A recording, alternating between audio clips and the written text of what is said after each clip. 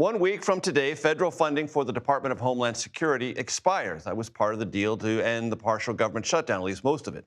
The odds of extending that DHS funding by that deadline don't appear to be very good because Democrats and Republicans are very far apart on what would constitute practical, measurable reforms of ICE and Border Patrol tactics in the interior of our country. Democratic Congressman from California, Jimmy Gomez, joins me now. Congressman, it's good to have you here.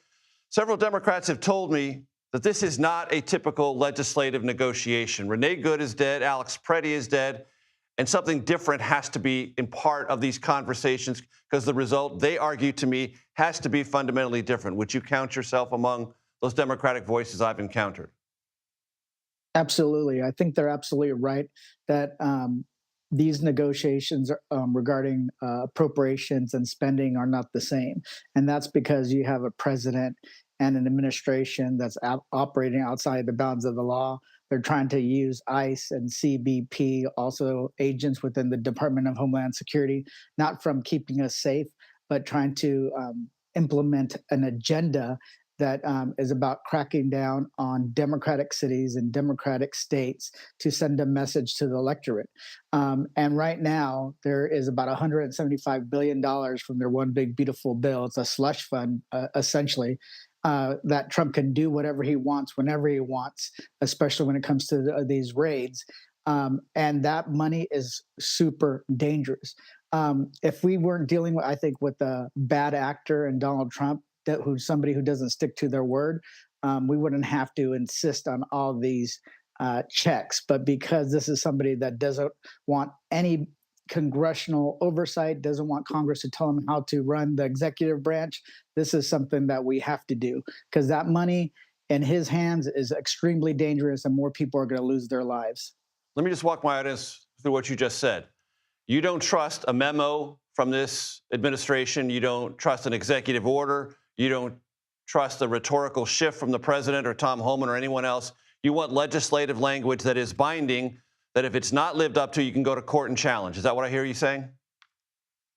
Absolutely. And that's because they have shown time and time again to ignore the letter of the law. Good example is that under appropriations language that we've included since 2020, members of Congress can go and do surprise inspections of any facility that's holding undocumented or documented immigrants. They had denied us access. We had to sue in order to do that.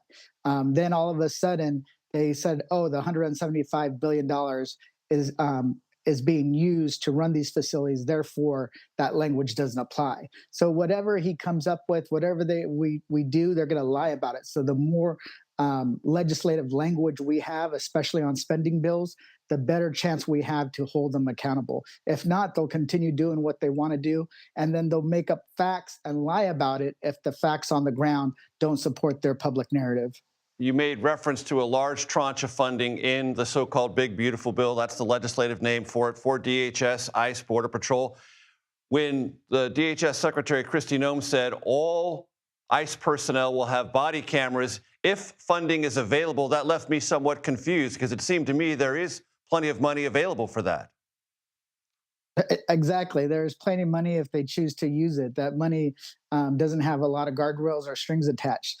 At the same time, when it comes to body cameras, it's oftentimes mandated when you have to turn it on, when do you have to turn it on, how is it stored, all that language she doesn't talk about because what she's saying is not true. She's probably just saying, "Oh, we want to have them wear body cameras," but when money comes, they have plenty of money that's funded for the next 10 years, $175 billion. So that's another example of them just blowing smoke up the American people's, behinds. I hear you on that. Are you in favor of abolishing ICE? I'm in favor of abolishing Trump's ICE as it stands, but I don't think that goes far enough because the money under this administration is fungible. You can take it and all of a sudden put it into more CBP agents. You can put it into more Department of Homeland Security agents. So unless you tackle the funding, tackle the procedures and the legal rationale that they're working under, these kind of abuses will continue. Good example, there was the legal memo that was leaked that showed that ICE and CBP no longer needed a judicial warrant. They only needed administrative warrant.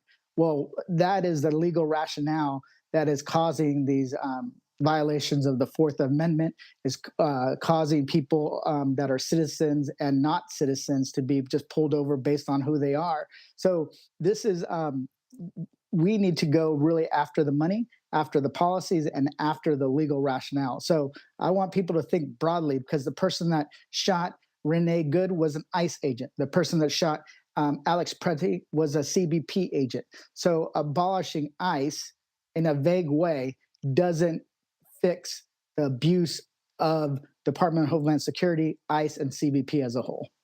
California Democratic Congressman Jimmy Gomez, I appreciate the time, sir. Thank you. Thank you.